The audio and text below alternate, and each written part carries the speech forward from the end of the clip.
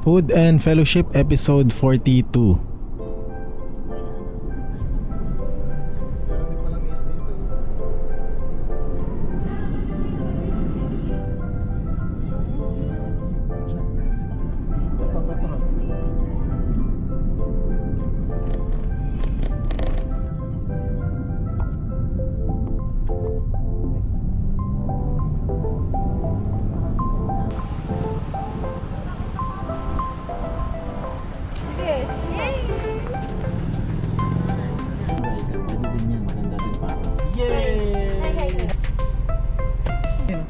Natutulog sa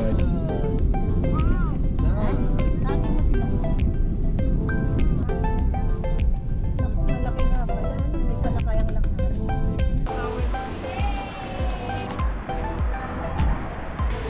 Ayun na, may GoPro naman po eh.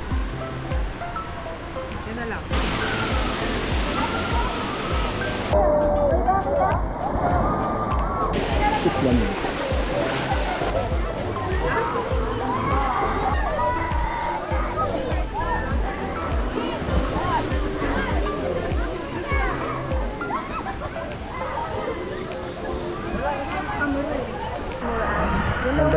Andaragat to.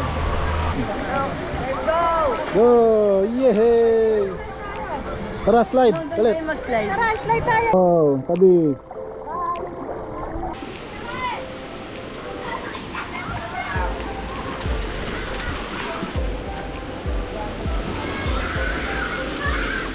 Bilis, bilis, bilis! Go! Go!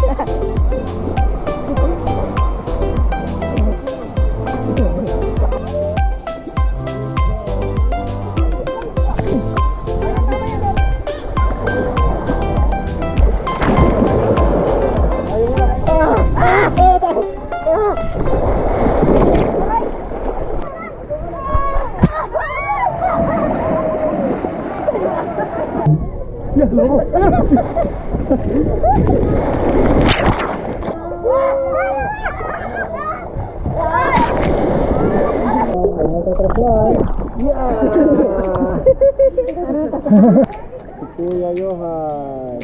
May 11 pumila na tayo sa mga ganyan para ano.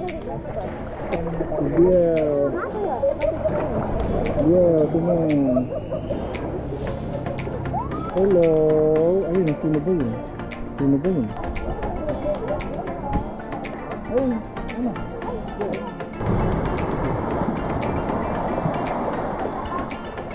Ito mo? Sabay kami, dali. Sige, tayo.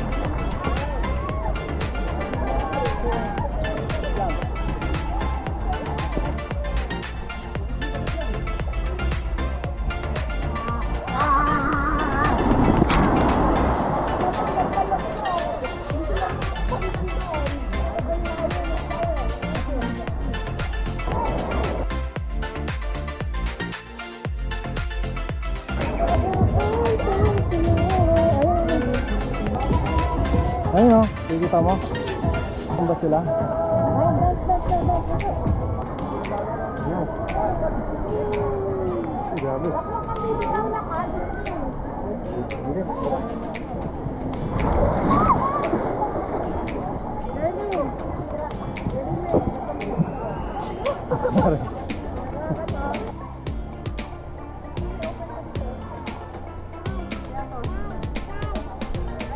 Up.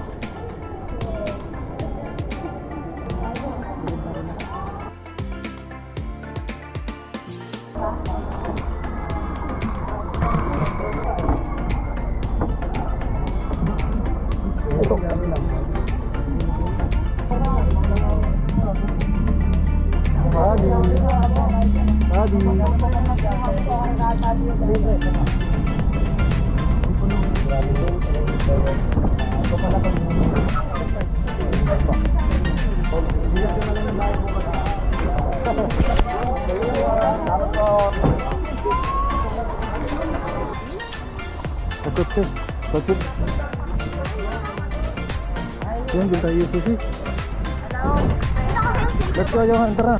Inflatable tayo, inflatable. Para maiba. Dalawang magkapatid lang. Ba't lang kayo tanong ng tanong?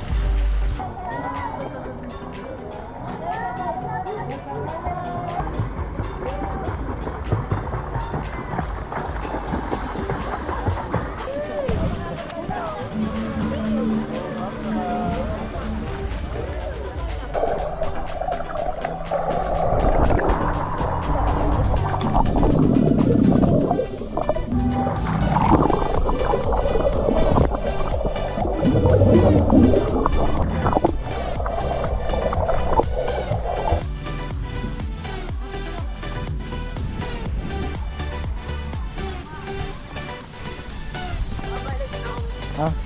Babalik, bawal yan.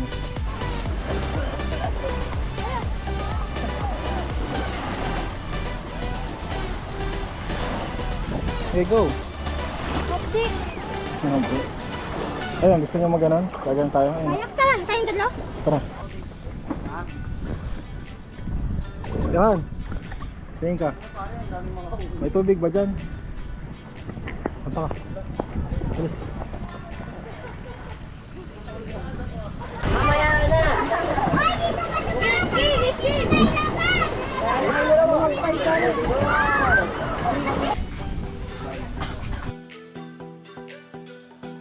Bilis bilis.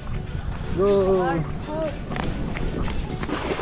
Ah, lakas man loob mo, buwan. Bilis na ako eh. Yes. Go, go, go, go, go. Go.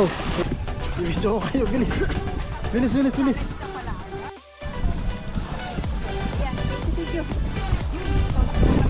Oh, solid na. Go, go, go, go. Hindi ka lulubog. Kala mo na lulubog ka.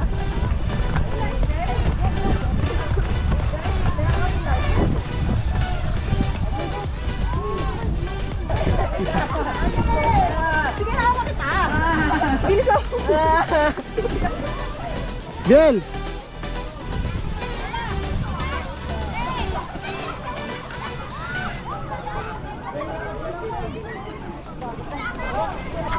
One, two, three, go!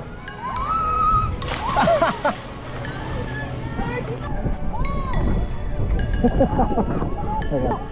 One, two, three, go!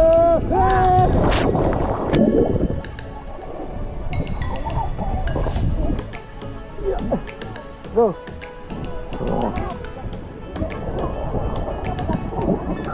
One, two, isa. Go! Go! Kaya ko din.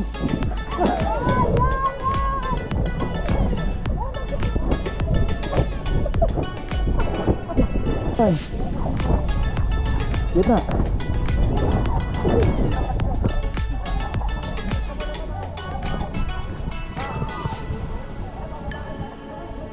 Ayan o. Sorry ko. Ay. Ako din. Tumakit. Sana po 2%. Paubos na ang mga... Let's go.